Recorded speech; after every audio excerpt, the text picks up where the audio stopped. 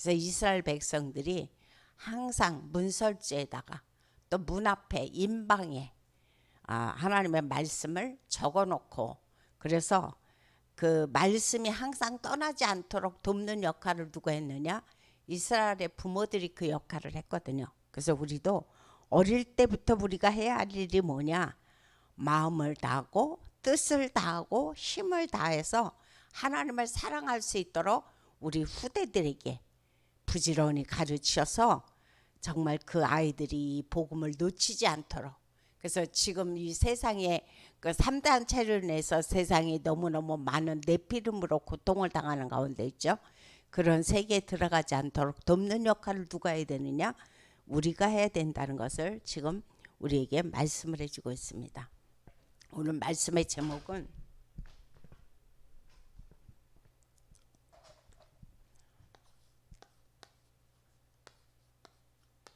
모세가 본 영혼의 응답입니다. 응답의 영혼.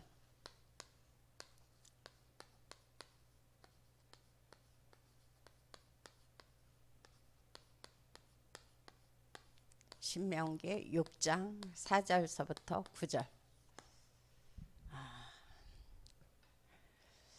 세계 복음화의 이유를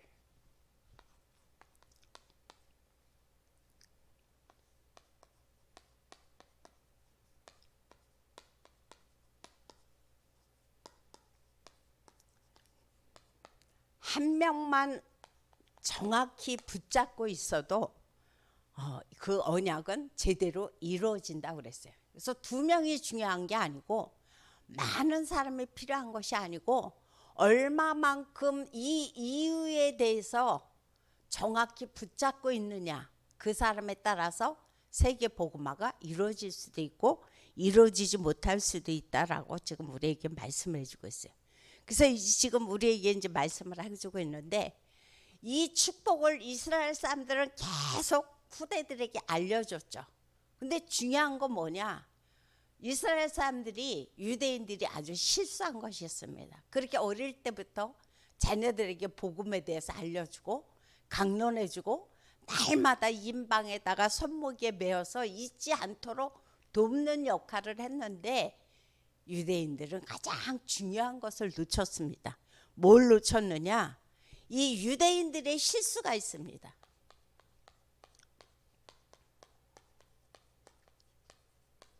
그리고 복음 가진 강대국들 또한 미국이라든가 일찍 유럽에는 복음이 들어갔음에도 불구하고 이들이 실수한 것이 뭐냐? 이들은 모르는 게 있습니다. 그게 바로 뭐냐? 원죄가 뭔지를 몰랐어요.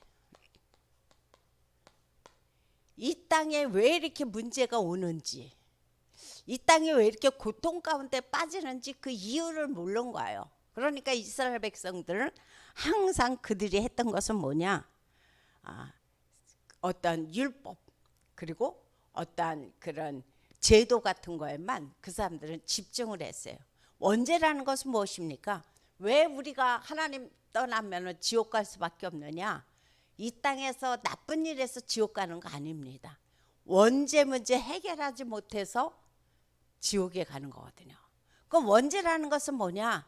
우리가 하나님 말씀을 불순종했죠. 하나님 분명히 창세기 2장 7절에서 뭐라고 말씀하셨습니까? 아니 2장 7절이 아니지. 2장에서 우리 한번 찾아볼까요? 창세기 2장. 중요한 말씀을 하나님은 거기에서 우리에게 말씀을 해주고 있습니다. 17절을 한번 봅니다. 16절, 17절. 이 말씀을 내가 확실하게 붙잡지 않으면 첫인간 아담과 하와같이 그렇게 실수를 범합니다. 한번 같이 읽습니다. 여호와 하나님이 그 사람에게 명하여 이르시되 동산 각종 나무의 열매는 내가 임의로 먹되 선악을 알게 하는 나무의 열매는 뭐하라 그랬습니까? 먹지 말라. 내가 먹는 날에는 반드시 죽으리라 그랬어요. 내가 만약에 이걸 먹으면 너는 반드시 죽을 거야. 그렇게 하나님께서 이 아담과 하와에게 계약을 맺으셨거든요. 그런데 3장을 한번 넘어가 볼까요? 3장에 보면은 1절부터 한번 봅니다. 그런데 뱀은 여호와 하나님의 지으신 들짐승 중에 가장 강교하니라. 뱀이 여자에게 물어 이르되 하나님이 참으로 너희에게 동산 모든 나무의 열매를 먹지 말라 하시더냐. 그 다음 절을 잘 보십시오. 있습니다. 여자가 뱀에게 말하되 동산 나무의 열매를 우리가 먹을 수 있으나 동산 중앙에 있는 나무의 열매는 하나님의 말씀에 너희는 먹지도 말고 만지도 말라. 너희가 죽을까 하노라 하셨느니라. 4절 봅시오. 뱀이 여자에게 이르되 너희가 결코 죽지 아니하리라. 5절 너희가 그것을 먹는 날에는 너희 눈이 밝아져 하나님과 같이 되어 선악을 알 줄 하나님이 아심이니라. 여자가 그 나무를 본즉 먹음직도 하고 보암직도 하고 지혜롭게 할 만큼 탐스럽기도 한 나무인지라. 여자가 그 열매를 따먹고 자기와 함께 있는 남편에게도 주매 그도 먹은지라. 이게 바로 원죄입니다. 분명히 하나님은 창세기 2장 16절 17절에서 정령 죽으리라 그랬어요. 정령 죽으리라. 그런데 하와의 마음속에는 이 언약의 말씀을 농담으로 받아들인 거예요. 제대로 받아들이지 않았어요. 아유 뭐 설사 죽겠어. 뭐 죽는다고 그게 뭐 대수야? 별로 거기에 대해서 중요시 여기지 않았어요. 그렇더니 벌써 누가 알았어요? 사단은 벌써 하와의 마음속에 무엇이 자리 잡고 있는지를 너무 잘 알았던 거예요. 항상 말씀을 불신앙했기 때문에. 그러니까 벌써 뱀은 그 사실을 알고 먹지 말라 하시더냐? 라고 질문을 했어요. 그랬더니 그 다음에 딱 하는 말이 지금 3절에서 그런 말씀을 해주고 있죠. 우리가 다 먹을 수 있다. 그런데 너희는 먹지도 말고 만지지도 말라. 너희는 죽을까 하노라. 여기서 아주 이 하와가 이 말씀과는 전혀 다른 대답을 지금 하고 있습니다. 무슨 대답을 하고 있습니까? 지금 하와가 분명히 하나님께서 뭐예요? 너는 먹지 마라. 너 그거 먹으면 뭐다? 옛날 성경 반드시라고 돼 있어요. 너 반드시 죽을 거야. 정령 죽을 거야. 그런데 하와의 마음속에는 그 말씀에 대해서 벌써 불신 갖고 있었다고 그랬죠. 그러다 보니까 뱀이 딱 그 사실을 알고 딱 들어온 거예요. 그랬더니 하와가 무슨 말을 하고 있어요? 지금 섞인 복음에 대해서 이야기하고 있는 거예요. 분명히 먹지 말라고 그랬어요. 먹지 마라. 그런데 하와는 뭐예요? 만지지도 말라라는 말을 지금 섞고 있어요. 자기 나름대로 그냥 말씀을 해석하는 거예요. 그러면서 그 다음에 또 뭐라고 그래요? 죽을까 하노라. 하나님이 죽을까 하노라 했습니까? 아니죠. 뭐라고요? 정령. 반드시 너 그거 먹으면 죽어. 근데 하와는 그 마음에 그 말에 대해서 기중성을 갖고 있지 않았던 거예요. 그러니까 뭐 죽을까 한다 그랬어. 그랬더니 사단은 벌써 얘는 말씀을 믿지 않는구나. 얘는 하나님의 말씀을 경홀히 여기는구나. 그러니까 어떻게 해요? 딱 그 마음속에 파고 들어오는 거죠. 너 그거 먹으면 안 죽어.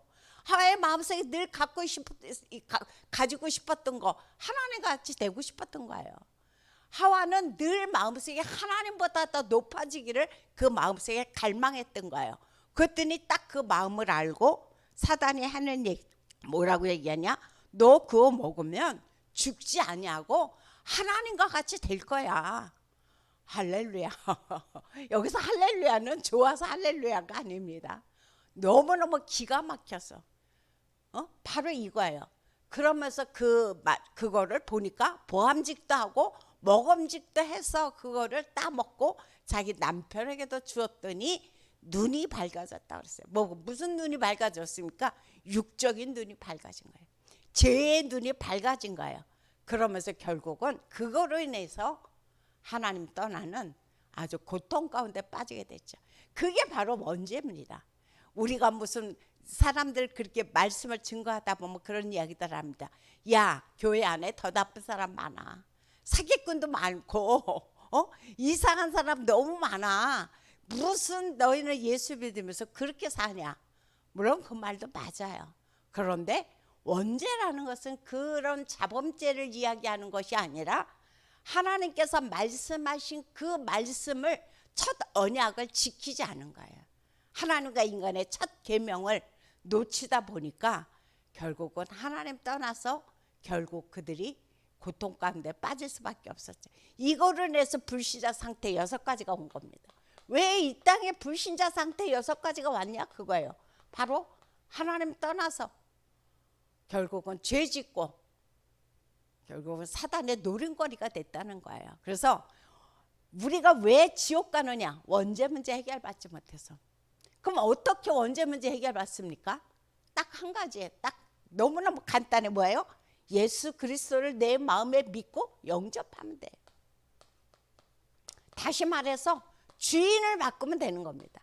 지금까지는 사단이 내 주인이었어요. 근데 이제는 어떻게 해요? 주인을 예수 그리스도로 내가 바꾸는 겁니다. 그렇게 하면 나는 하나님의 자녀가 되면서 이 원죄 문제는 끝나요. 그런데 그 전에 지금도 그렇게 하는지는 모르겠어요. 천주교에서 그 아이들 스쿨버스를 운행을 했어요. 근데 그 스쿨버스에다 뭘 붙이고 다녔냐? 원죄가 없는 마리아. 그렇게 붙이고 다녔어요. 마리아가 원죄가 없습니까? 아니죠. 사실 오늘 이 말씀이 아닌데 오늘 강단에서 이 말씀이 나오네요. 이 말씀이 지금 이곳에 필요한 것 같아요. 그래서 이 땅의 모든 사람은 태어날 때부터 자 로마서 3장 23절에 보면 무슨 말씀을 해주고 있냐? 모든 사람이 죄를 범하였음에 하나님의 영광에 이르지 못하더니 그랬어요. 또 로마서 3장 10절에서 뭐라고 그랬습니까? 의인은 없나니 한 명도 없다는 거예요. 그러니까 이 땅에 태어나는 순간 이 땅의 모든 사람은 뭐라는 겁니까? 한 사람도 원죄 문제에서 해방받을 자가 없다는 거예요. 그러니까 거기에 마리아도 들어갑니다. 다시 말해서 남자의 후손입니다. 이 땅의 남자의 후손은 모두가 다 뭐냐? 이 원죄 문제를 해결받지 않으면 우리는 이 지옥의 문에서 빠져나올 수가 없어요. 그럼 남자의 후손이라는 말씀은 뭐냐? 예수 그리스도가 아닌 이 땅에 사람과 사람이 결혼해서 나온 그 자녀를 뭐라 그럽니까?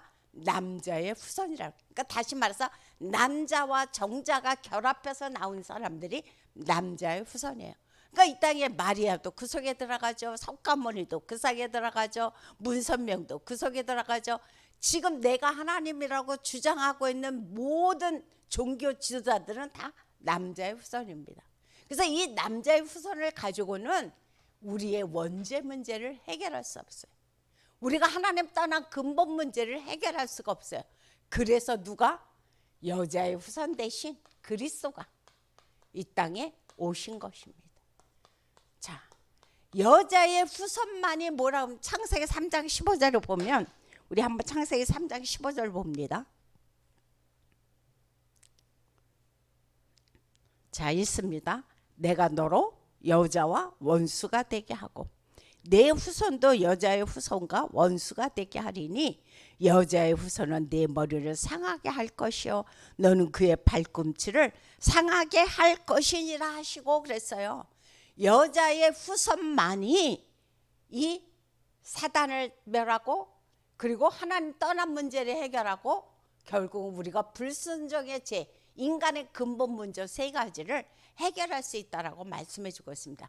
그럼 여자의 후손이라는 것은 뭐냐? 다른 것이 아니죠. 이사야서 6장 7절 한번 찾아봅니다. 너무 중요한 말씀이기 때문에 우리가 잘 아는 말씀이지만 이사야서 6장 7절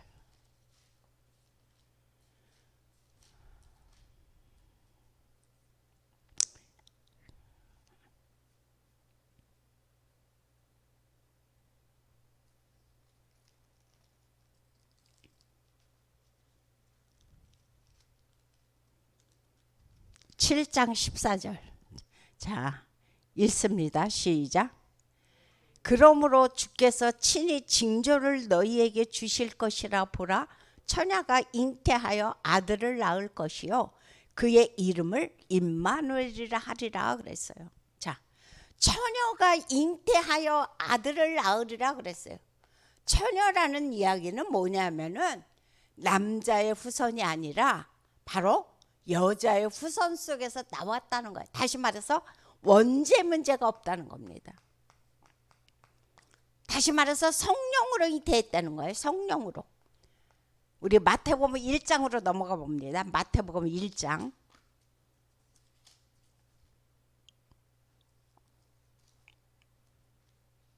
자, 1장 18절. 자, 합독합니다. 예수 그리스도의 나심은 이러하니라. 그의 어머니 마리아가 요셉과 약혼하고 동거하기 전에 성령으로 잉태된 것이 나타났더니, 이게 바로 여자의 후손입니다. 우리는 남자의 후손이기 때문에 아까 뭐라고 그랬습니까? 정자와 난자가 결합해서 나온 사람들, 다시 말해서 원죄 문제를 다 가지고 이 땅에 나온 사람들입니다. 그런데 이 남자의 후손을 가지고는 이스라엘 유대인들이 실수했던 것처럼 바로 이 창세, 그 인간의 근본 문제를 해결하지 못하죠. 그래서 하나님께서 우리를 너무도 사랑하시기 때문에 누구를? 여자의 후손 대신 그리스도를 우리 가운데 보냈다는 거예요. 그럼 여자의 후손은 뭐냐? 성령으로 잉태된 자. 사랑과, 물론 마리아와 요셉이 약혼을 했지만 마리아와 요셉 사이에 나온 게 예수 그리스도가 아니라 성령으로 아기 씨를 그에게 심어 넣어줘서 바로 이 땅에 오신 분이 누구다? 예수 그리스도라고 지금 우리 가운데 말씀을 해주고 있습니다. 그래서 너무 중요한 말씀은 뭐냐? 오늘 비록 모세가 본 응답의 영혼이지만 모세가 어릴 때부터 들었던 말씀이 뭐냐? 바로 그거 봐요. 야, 이 땅에는 진짜 복음 모르면은 결국은 노예되고 포로되고 속국되고 유랑민 될 수밖에 없어. 그래서 어릴 때부터 요괴뱃을 계속 심어넣어준 게 이 복음입니다. 그 복음이 오늘 말씀드렸던 아까 창세기 3장 15절 그리고 이사야서 7장 14절 그리고 이거는 피 바르지 않으면 안 돼. 오로지 예수 그리스도께서 십자가에서 죽지 않으면 안 돼. 그래서 출애굽기 3장 18절 이 예수 그리스도가 나중에 뭘로 왔습니까? 마태복음 16장 16절 바로 이 땅에 그리스도로 오셨다라고 우리에게 정확히 말씀해 주고 있어요. 그래서 오늘 다른 거 다 놓치고 가도 모세가 본 응답의 영혼은 뭐다? 모세는 어릴 때부터 요괴뱃을 통해서 복음을 정확히 들었다. 왜 이 땅에 문제가 왔고 이 땅이 왜 고통 가운데 빠져서 사람들이 죽을 수밖에 없었느냐, 그리고 지옥 갈 수밖에 없었느냐. 결국 하나님의 말씀을 중요시 여기지 않았어요. 하나님의 말씀을 경홀히 여겼어요. 그래서 그 말씀을 지키지 아니하고 불순종해서 하나님 떠날 수밖에 없었죠. 그렇게 만든 자가 바로 우리 주변에 사단이라고 말씀해 주고 있습니다. 그거로 인해서 해결할 수 있는 방법은 이 땅의 선행도 아니야. 이 땅에 네가 아무리 착하게 살고 공부 많이 하고 열심히 살아도 이 근본 문제는 해결하지 못해. 오로지 근본 문제 해결할 수 있는 분은 누구다? 여자의 후손 대신 그리스도밖에 없다는 사실을 오늘 정확하게 요괴뱃은 어릴 때부터 모세에게 일러줬던 겁니다. 그래서 이것을 일러줘서 모세로 말미암아 왕궁에다가 집어넣게 해서 그곳에서 살다가 결국은 하나님의 시간표가 돼서 모세를 통해서 출애굽하게 하시는 놀라운 축복 가운데 하나님은 그 영혼을 사용하셨습니다. 그래서 우리가 살아가는데 가장 중요한 것은 뭐냐? 정확한 복음을 붙잡아라.